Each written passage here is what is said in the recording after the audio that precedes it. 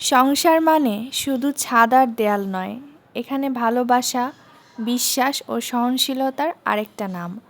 Hello everyone, আসসালামু আলাইকুম। সবার কী অবস্থা, কেমন আছেন?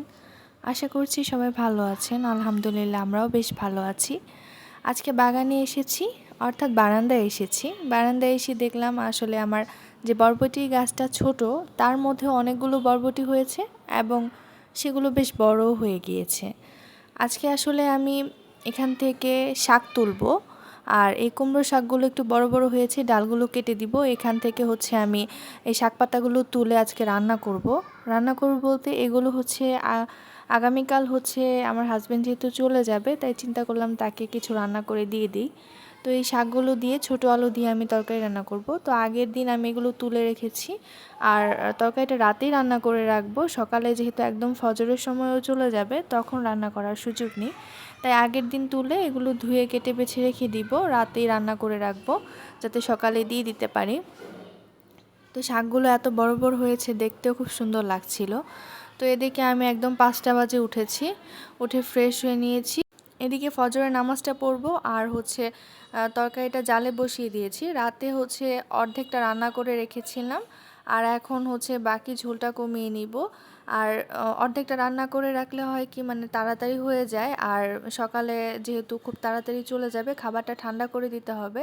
আর লং জার্নিতে যাবে, খাবারটা যদি গরম গরম থাকে তাহলে কিন্তু খাবারটা নষ্ট হয়ে যাবে। তাই আমি এদিকে আবার রাতেই গরুর মাংসটা বের করে রেখেছিলাম, যেহেতু আগে গরুর মাংস রান্না করেছিলাম, সেখান থেকে কিছুটা গরুর মাংস আমি উঠিয়ে রেখেছিলাম। আর এই গরুর মাংসটা দিয়ে দিয়েছি যাতে হচ্ছে খেতে পারে। আর এখন একটু গরম করে দিচ্ছি, না হলে নষ্ট হয়ে যাবে। আর এখানে শুটকি ভুনা করেছিলাম। তো এই সবগুলো আইটেমই দিয়ে দিব। এখন এগুলো সবগুলো বাটিতে বেড়ে ঠান্ডা করে নিচ্ছি। আসলে চাইছিলাম যে সব কিছু গুছিয়ে সুন্দর করে দিয়ে দিই। অনেক কিছু আসলে দিতে ইচ্ছে করে, কিন্তু দেওয়া সম্ভব না। আর সে অনেক বছর আগে মেসে খাওয়া ছেড়ে দিয়েছে, তো বিয়ের পরে তো আর বাহিরেও খাবার খায় না। তো দেখা যায় সবসময় বাসায় খাবার খায়, বাসার খাবারটা খেয়ে সে এখন অভ্যস্ত হয়ে গিয়েছে।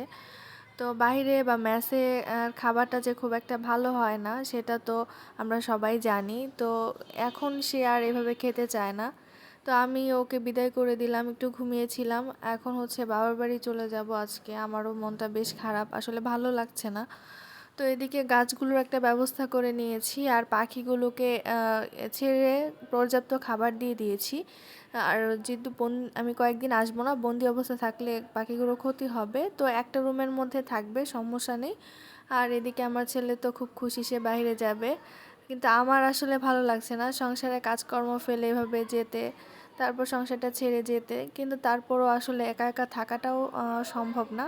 এই তো চলে এসেছি, যেহেতু আমার বাবার বাড়িটা একদমই কাছে। তো এসে আম্মু শরবত দিয়েছে, মালটা দিয়েছে, সেগুলো খেয়েছি। তারপর হচ্ছে ভাত খেয়েছি। তো আম্মু এখানে শুটকি তরকারি রান্না করেছিল, এটা আসলে অনেক বেশি মজা হয়েছে। আমি পুরোটাই আমি একাই খেয়েছি।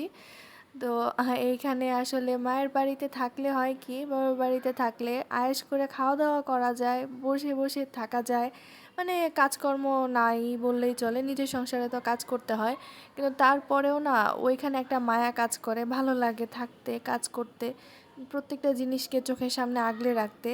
আর বাবার বাড়িতে থাকলে আরামের উপর আরাম, সেখানে কোনো কষ্ট নেই, কিন্তু তারপরেও নিজের সংসার বলতে খুবই মানে আবেগ কাজ করে। আজকে এখানেই বিদায় নিচ্ছি। আসসালামু আলাইকুম।